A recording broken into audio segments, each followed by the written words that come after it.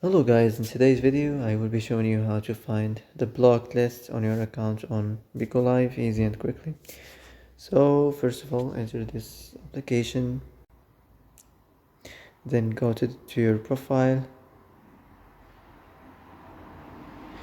and then go to the settings, and here you will find the blocked lists as you see here. So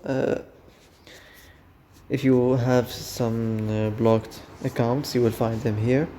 So that's it. That's how to find the blocked list easy and quickly, and that's it.